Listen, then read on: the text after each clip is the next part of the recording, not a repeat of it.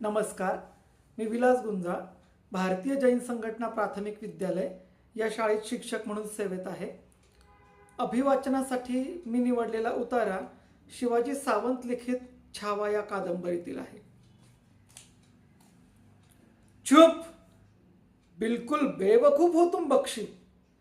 नाचवावी तशी नाचणाऱ्या कठपुतळी बाहुलीकडे टाकावी तशी कीव करणारी एक जळजळीत नजर बादशहाने बक्षी रुहुल्ला खानावर टाकली.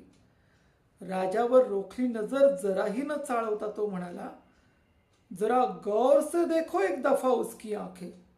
अरे, अपने बाप के साथ पेश आया था आगरा दरबार में. तो कितनी मासूम थी आंखें. ये अपनाएगा इस्लाम, बनेगा बंदा, पढ़ेगा कभी नमाज. भूल है तुम्हारी. देखो तो कैसे घूर के देखता है नफरत से. आंखें नहीं है, जलती मशाले हैं मशाले.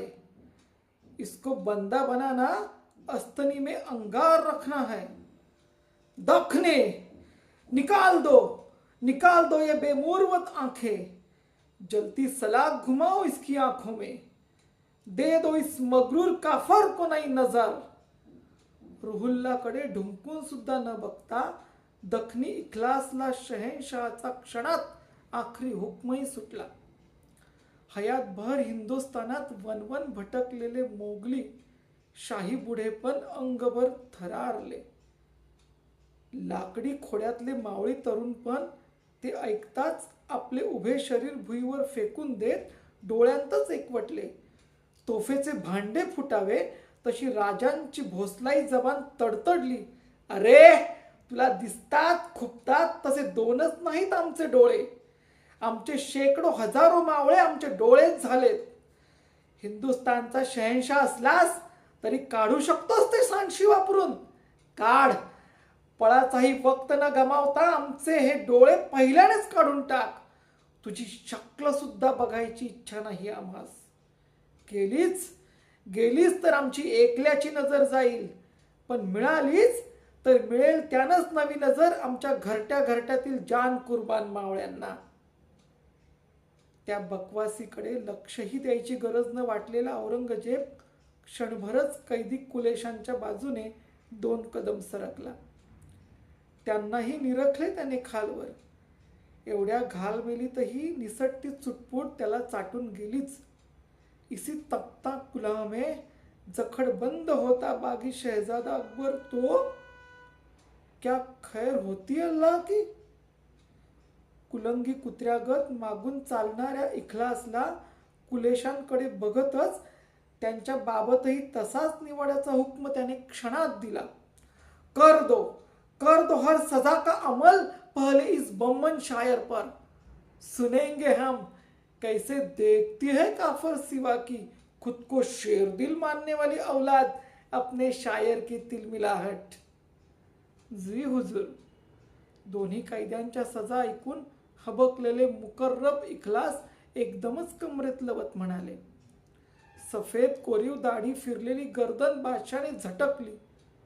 कुत्ते मोल काफर कैद्यांसाठी आपण जादा वक्त खराब केला हे जाणवल्याने तो जायलाही वळला. त्याच्या किमोशातले हिरवे कंच पाचू पदक आणि मोतीलग उन्हात कशी झगझगत तळपत उठली. आता तो पुन्हा कधीच नजरेत सुद्धा पडणार नाही म्हणून राजे कसे अंगभर उकळून गेले.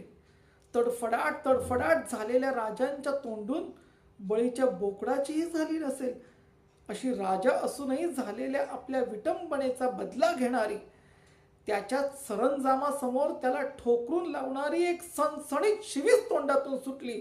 सुवर की औलाद. शेर के बच्चे शेर जैसे जीते हैं, मरते हैं तो भी शेर जैसे. असला कुठलाच नापाक शब्द कधीही ऐकण्याची कधीच सवय नसलेला औरंगजेब उभ्या देही संतापाने कसा थर कापू लागला. एका मामूली कैद्याने हिंदुस्थानच्या शहेनशहाला चक्क तोंडावर सुवर म्हणावे, तेही शहजादे, वजीर, सरदार, प्यादे यांच्या सामने. आत मुडपलेले त्याचे पाताळ यंत्री पातळ ओठ शाही गुश्शाने थरथर कापू लागले. तटतटून फुगलेली मस्तकावरची शीर धडधडू लागली. देहाबरोबरच त्याच्या ऐटदार शाही रोबावरची नकसदर झगमगती कलाबतूही लटलट कापू लागली. हातची तसबीहची माळ गोळा होऊन गपकन मिठल्या मुठीत कोंडून पडली. अंगभर तैमुरी रक्त कसे धडका देत उकळले. टोकदार नाकशेंडा आणि मांसल कानपाळ्या सरसरत लाले लाल झाल्या. कुठलाही कठोर हुक्म देताना हयातभर त्याच्या संथ धीम्या जबानीने त्याला कधीच दगा दिला नव्हता. आज मात्र दिला.